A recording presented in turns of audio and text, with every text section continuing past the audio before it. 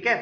अब हम देखते हैं कि फॉर एग्जाम्पल मुझे अब डेटाबेस क्रिएट करना है और टेबल्स क्रिएट करने हैं माई एसक्यूएल डेटाबेस के अंदर। ठीक है, क्योंकि मैं जो भी डेटाबेस और टेबल बनाऊंगा फिर उसके अंदर जो मैं डेटा स्टोर करवाऊंगा वो डेटा मेरी एप्लीकेशन से आएगा, पीएचपी की वेब एप्लीकेशन से आएगा, मतलब पीएचपी के फॉर्म से आएगा। ठीक है, तो सबसे पहले हम देखते हैं कि हम ये जो डेटाबेस का सारा काम है, मतलब डेटाबेस बनाना, टेबल्स क्रिएट करना, ये सारे काम हम करते कहाँ पे हैं। ठीक है, माईएसक्यूएल डेटाबेस के अंदर जितना भी काम है डेटाबेस को क्रिएट करने का, टेबल्स बनाने का, वो हम करते कहाँ पर है, मतलब उसकी मैनेजमेंट हम कहाँ करते हैं, इसको देखते हैं। ठीक है, मैं यहाँ आता हूँ अपने ब्राउजर में। ठीक है, यहाँ पे मैंने अपने ब्राउजर पे लिखा लोकल होस्ट, तो ये जो वेब सर्वर का जो मेन पेज होता है वो हमारे पास आ गया। ठीक है, अब आप नीचे जाओ थोड़ा सा, यहाँ पे आपको मिलेगा PHP माई एडमिन, नजर आ रहा है, ये टूल्स का एक पोर्शन है, यहाँ पे आपको नजर आएगा PHP माई एडमिन। आपने इसके ऊपर क्या करना है, क्लिक करना है। ठीक है, ठीक है, अब देखो जैसे आप PHP माई एडमिन के ऊपर क्लिक करोगे आपके पास ये एक समझ लो लॉगिन फॉर्म आ जाएगा। ठीक है, लॉगिन फॉर्म आप इसको कह सकते हो। अब देखो यहाँ पे जो हमारा यूजर नेम है, यूजर नेम क्या होता है, रूट। ठीक है, और पासवर्ड अभी हमने कोई भी सेट नहीं करना। ठीक है, मतलब सेट कर सकते हो आप, लेकिन फिलहाल क्योंकि अभी हमें सिक्योरिटी पर्पस कोई नहीं है इसमें, तो तभी मैं यहाँ पे पासवर्ड को एम्प्टी छोड़ रहा हूँ। ठीक है, मतलब जो हमारा यूजर नेम होता है ना डिफॉल्ट, उसका नाम क्या होता है, रूट, और पासवर्ड अभी मैं यहाँ पे एम्प्टी छोड़ रहा हूँ। ठीक है, और मैं यहाँ पे आता हूँ और अब गो के ऊपर क्लिक करता हूँ। ठीक है, ठीक है, अब ये देखो जैसे आपने गो पे क्लिक किया आपके पास ये एक विंडो ओपन हो गई PHP माई एडमिन की। अब PHP माई एडमिन है क्या भाई, देखो हमारा जितना भी MySQL डेटाबेस का काम है, मतलब डेटाबेस क्रिएट करना, उसके अंदर टेबल्स बनाना, फिर डिलीट करना, उसके अंदर एडिटिंग करना, ये सारे काम हम करते हैं PHP माई एडमिन के उसमें। ठीक है, अब देखो अगर आपने SQL server management studio use किया तो ये उसी तरह का एक एनवायरनमेंट है, लेकिन फर्क क्या है, MySQL डेटाबेस का ये जो PHP माई एडमिन है, जो कि MySQL डेटाबेस के साथ जितना भी हमें ऑपरेशन परफॉर्म करवाने होते हैं वो हम यहाँ करते हैं, इसमें डिफरेंस क्या है कि ये वेब के ऊपर है। ठीक है, मैंने आपको बताया था, ठीक है, इंट्रोडक्शन में, कि ये जो सारा काम कर रहे हैं हम वेब पे कर रहे हैं। ठीक है, लेकिन अगर मैं SQL सर्वर मैनेजमेंट स्टूडियो की बात करूं वो हमारे सिस्टम के ऊपर इंस्टॉल होता था सर्वर। ठीक है, मतलब लाइक डेस्कटॉप की तरह, वो वेब के ऊपर नहीं होता था, वेबसाइट के ऊपर नहीं होता था, ये सारा काम वेबसाइट के ऊपर है। ठीक है, तो आप देखो यहाँ पे मैं इसके कुछ फॉर एग्जांपल आपके पास ये कुछ चीजें हैं। ठीक है, टैब्स है, मैं इसको बताता जाता हूँ। ठीक है, यहाँ पे देखो डेटाबेसेस, अभी देखो लेफ्ट साइड पे मेरे पास 4 डेटाबेस आ रहे हैं, नजर आ रहे होंगे आपको। ठीक है, information schema, MySQL, performance schema, sys. देखो ये इसके डिफॉल्ट डेटाबेसेस हैं, मतलब ये मैंने नहीं बनाया, ये इसके डिफॉल्ट डेटाबेसेस हैं। ठीक है, हम अपना भी डेटाबेस, कस्टम भी डेटाबेस क्रिएट करना सीखेंगे इसके अंदर। अब देखो यहाँ डेटाबेसेस है, अगर आप इसके ऊपर क्लिक करो तो जितने भी डेटाबेसेस हैं वो हमारे पास यहाँ पे आ जाएंगे। देखो जो लेफ्ट साइड पे डेटाबेसेस शो रहे थे वो यहाँ पे आ गए हमारे पास। ठीक है, मतलब हमारा अभी कोई अपना कस्टम डेटाबेस मौजूद नहीं है। फिर इसके बाद सेकंड ऑप्शन देखो SQL, इसके ऊपर आप क्लिक करोगे तो ये देखो, मतलब जो MySQL की क्यूरीज होती हैं, मतलब देखो हम जो डेटाबेस और टेबल्स बनाते हैं ना वो 2 तरीकों से बनाते हैं, एक डिजाइनर की मदद से और एक क्यूरीज की मदद से। डिजाइनर मतलब ये जो मेरे पास PHP माई एडमिन है ना, इसका डिजाइनर यूज करते हुए भी मैं डेटाबेस और टेबल बना सकता हूँ, मतलब डिजाइनर से करेंगे वो ज्यादा फास्ट है।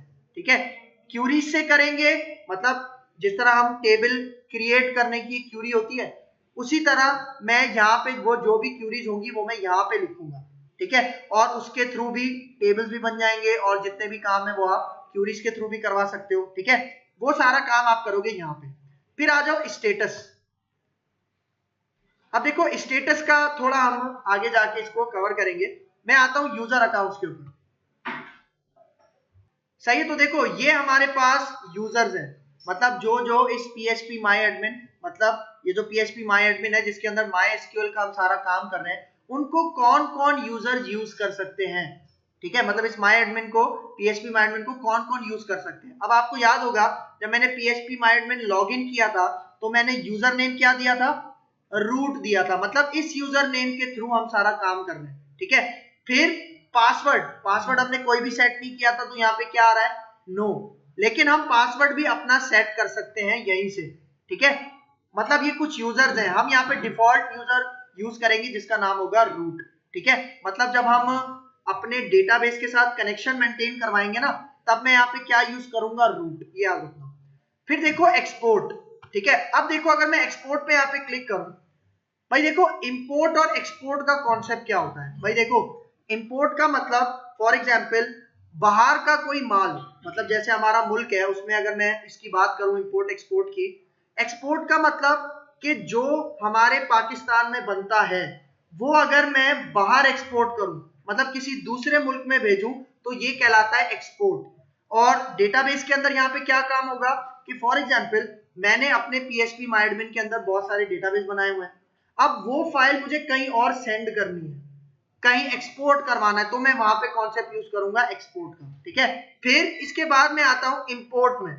अब देखो इंपोर्ट का मतलब कि फॉर एग्जांपल मेरे पास कोई ऐसा डेटाबेस है जो एक्सटर्नल है, जो कहीं और बना हुआ है, लेकिन उसकी फाइल को, मतलब जो वो डेटाबेस होता है उसको अगर मैं अपने PHP MyAdmin के अंदर क्या करना चाहूं, इंपोर्ट करना चाहूं, तो मैं वो भी कर सकता हूं। फॉर एग्जांपल मेरे पास एक एम्प्लॉय का डेटाबेस बना हुआ है, वो मैंने यहाँ पे नहीं बनाया, वो फॉर एग्जांपल मैंने कहीं और बनाया, लेकिन मैं उसको अपने PHP MyAdmin में ऐड करना चाह रहा हूं, तो मैं क्या करूंगा, वहां जो भी वो डेटाबेस फाइल होगी उसको चूज फाइल करूंगा, वो फाइल हमें मिल जाएगी और फिर वो डेटाबेस यहाँ पे ऐड हो जाएगा, ठीक है। तो इसको भी आगे जाके हम मजीद देखेंगे, ठीक है।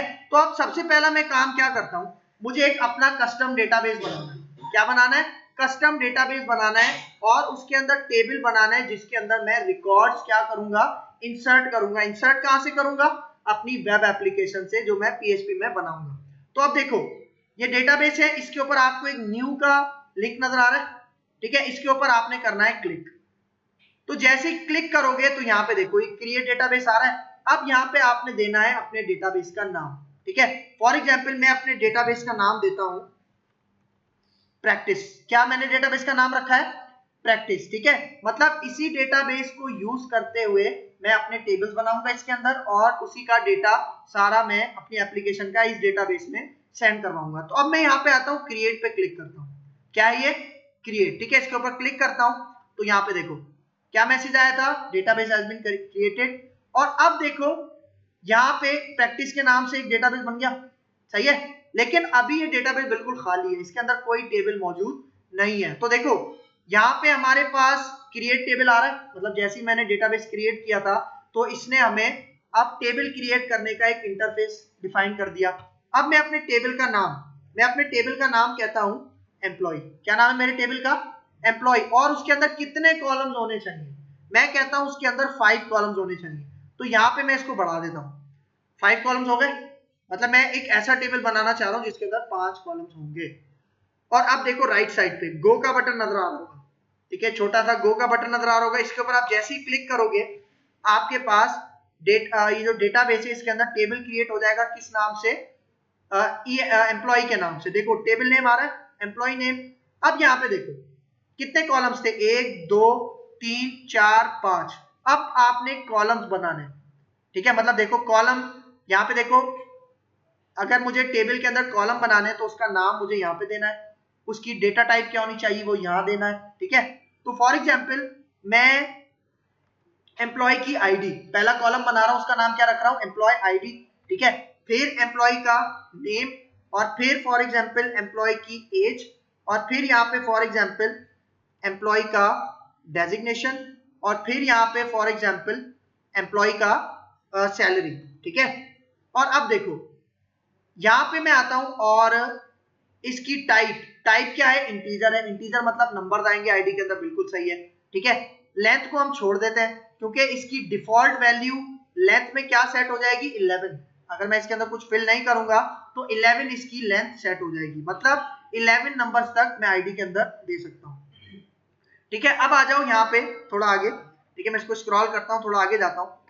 अब यहाँ पे देखो नल नजर आ रहे हैं, नल वाला कॉलम। देखो अगर मैं इसके ऊपर चेक नहीं लगाऊंगा तो इसका मतलब आईडी के कॉलम को नल नहीं छोड़ सकते, मतलब खाली नहीं छोड़ सकते। लेकिन अगर मैं इसके ऊपर चेक लगा दूं, इसका मतलब कि आईडी का कॉलम नल छोड़ा जा सकता है। मतलब आईडी के अंदर मैं नल भी भेज सकता हूं, लेकिन आईडी के अंदर कभी भी नल नहीं भेजा जाता, इसलिए मैं इसके ऊपर से चेक हटा दूंगा। चेक हटा दिया तो इसका मतलब ये नॉट नल बन गया। मतलब आईडी के कॉलम के अंदर लाजमी आपने कोई ना कोई वैल्यू देनी है, ये इसका पॉइंट है। ठीक है, फिर आ जाओ यहाँ पे देखो इंडेक्स। अब देखो आईडी आपको पता है हम क्या बनाते हैं, प्राइमरी की। क्या बनाते हैं, प्राइमरी की। प्राइमरी की का मतलब क्या होता है कि आईडी डुप्लीकेट नहीं हो सकती। जिस तरह 1 है ना, अगर मैंने आईडी के कॉलम में 1 एक दफा इंसर्ट कर दिया तो 1 दोबारा रिपीट नहीं होगा। अगर इस चीज को मेंटेन रखना है तो यहाँ पे मैं इसको बना दूंगा, देखो इंडेक्स में आओ और यहाँ पे मैं क्या चूज कर लूंगा, प्राइमरी। इसका मतलब कि अगर 1 वैल्यू, देखो यहाँ पे जैसी प्राइमरी सिलेक्ट करोगे, यहाँ पे प्राइमरी की और इसका नाम बता रहा है, और यहाँ पे आके आप गो कर दो। ठीक है, अब देखो ये प्राइमरी की, मतलब एक टेबल में एक ही प्राइमरी की बनती है। और प्राइमरी की का फायदा क्या होता है, दो चीजें होती है प्राइमरी की में, याद रखना, इसको जरा गौर से सुनना। प्राइमरी की वाले कॉलम को हम नल नहीं छोड़ सकते, मतलब खाली नहीं छोड़ सकते, और प्राइमरी की के अंदर, मतलब प्राइमरी की वाले कॉलम के ऊपर डुप्लीकेट वैल्यूज नहीं आ सकती। मतलब अगर 1 मैंने डाल दिया तो 1 दोबारा रिपीट नहीं होगा। ठीक है, ये इसका एक पॉइंट है। अच्छा, अब आ जाओ यहाँ पे देखो एआई। एआई का मतलब ऑटो इंक्रीमेंट। अब ऑटो इंक्रीमेंट क्या होता है, मतलब देखो मैं अगर आईडी के कॉलम के ऊपर एआई के ऊपर चेक लगा दूं, ठीक है, ये देखो ये आईडी का कॉलम का काम कर रहा हूं ना मैं सारा। ठीक है, तो मैंने आईडी के कॉलम को प्राइमरी की भी बना लिया, और एआई का मतलब ऑटो इंक्रीमेंट। अब ऑटो इंक्रीमेंट का मतलब क्या होता है भाई, देखो ऑटो इंक्रीमेंट का मतलब कि जिस कॉलम को आप ऑटो इंक्रीमेंट बनाते हो उसके अंदर आप वैल्यूज खुद से नहीं दोगे। ठीक है, मतलब जब आप पहली रो एंटर करोगे तो आईडी के कॉलम में 1 चला जाएगा, फिर जब आप दूसरी रो ऐड करोगे तो आईडी के कॉलम में 2 चला जाएगा, फिर इसी तरह जितनी रोज आप ऐड करते जाओगे एक एक इंक्रीमेंट होता जाएगा। ठीक है, और इसको हम क्या कहते हैं, ऑटो इंक्रीमेंट। सही है, और ये मैं ऑटो इंक्रीमेंट किसे बना रहा हूं, आईडी वाले कॉलम को बना रहा हूं। इसका मतलब पता है क्या है, कि जब मैं वैल्यूज इंसर्ट करूंगा ना डेटाबेस के अंदर अपनी एप्लीकेशन से, तब मैं आईडी को वैल्यू नहीं दूंगा, क्योंकि आईडी की वैल्यू ऑटो इंक्रीमेंट है, वो 1 से स्टार्ट होगी। मतलब जब आप फर्स्ट रो इंसर्ट करोगे तो 1 होगी, और उसके बाद 1 1 ऑटो इंक्रीमेंट होती जाएगी हर रो के इंसर्ट होने पर। सही है, मतलब आपको खुद से इसको वैल्यू देने की जरूरत नहीं है, क्योंकि देखो इसका एक कॉन्सेप्ट ये भी अच्छा है कि अगर मेरे फॉर एग्जाम्पल मेरी ऑर्गेनाइजेशन में 2 लाख एम्प्लॉइज काम करते हैं, तो मैं याद थोड़ी रखूंगा कि इसको मैंने 1 आईडी दी थी, इसको 2 दी थी, 3 दी थी। लेकिन अगर मैंने इसको आईडी ऑटो इंक्रीमेंट बना लिया तो वो खुद ही याद रखेगा और एक एक इंक्रीमेंट करता जाएगा हर रो इंसर्ट होने पर। सही है, ये इसका बेनिफिट है एआई का। ठीक है, सही है, तो देखो यहाँ पे मैंने ये वाला काम कर लिया, मतलब आईडी को ऑटो इंक्रीमेंट बना लिया। अब चलते हैं आगे। अब दूसरा नेम। अब नेम का यहाँ पे कॉलम, इसकी डेटा टाइप क्या होगी, वॉरचार। वॉरचार का मतलब स्ट्रिंग, समझ रहे हो, क्योंकि स्ट्रिंग के अंदर अल्फा न्यूमेरिक दोनों कैरेक्टर्स आ सकते हैं। नेम के अंदर कितने कैरेक्टर्स होने चाहिए, ठीक है, उसकी लेंथ और वैल्यू में मैं यहाँ पे देता हूँ 50। ठीक है, मतलब वॉरचार 50 देते थे ना मैं एसक्यूएल के अंदर, वो यहाँ पे मैंने कर दिया। ठीक है, इस तरह से। फिर एज इंटीजर, ये भी सही है। और फिर डेजिग्नेशन भी क्या होगा, वॉरचार, और इसको भी वैल्यू, मतलब डेजिग्नेशन में कितने कैरेक्टर्स होने चाहिए, 50 कैरेक्टर्स होने चाहिए। फिर सैलरी, इसको भी मैं क्या रख लूंगा, इंटीजर। अब देखो इंटीजर को जब आप वैल्यू असाइन नहीं करते तो बाय डिफॉल्ट उसकी वैल्यू क्या सेट हो जाती है, 11, ये याद रखना। ठीक है, अच्छा सही है, तो अब देखो ये मैंने अपने टेबल का स्ट्रक्चर बना लिया। अब मैं यहाँ पे आता हूं और सेव पे क्लिक करता हूं। देखो आपको यहाँ पे एक बटन नजर आ रहा होगा सेव का। ठीक है, मैं इसके ऊपर क्लिक करता हूं। अच्छा देखो, अगर आपके पास इस तरह का कोई एरर आए तो आपने क्या करना है, इग्नोर ऑल पे क्लिक करना है। ठीक है, इसको इग्नोर ऑल पे क्लिक करो। अब देखो हमारे पास ये डेटा, ये जो टेबल है ये हमारे पास क्रिएट हो चुका है। ठीक है, अगर मैं प्रैक्टिस में मैंने बनाया ना डेटाबेस, इसको आप एक्सपेंड करो। ठीक है, तो देखो क्या आ रहा है, एम्प्लॉय, इस नाम से टेबल मैंने बनाया था। अगर मैं इसके ऊपर क्लिक करूं, ठीक है, तो आप देखो इसका स्ट्रक्चर आपको दिखाना है, ठीक है। देखो मैं यहाँ पे आके इसके ऊपर क्लिक करता हूँ, यहाँ स्ट्रक्चर पे आ जाओ, इसके ऊपर क्लिक करो तो इस टेबल का स्ट्रक्चर दिखाएगा। अब देखो पहला कॉलम क्या था, आईडी, उसकी इंटीजर वैल्यू क्या सेट हो गई 11, सही है।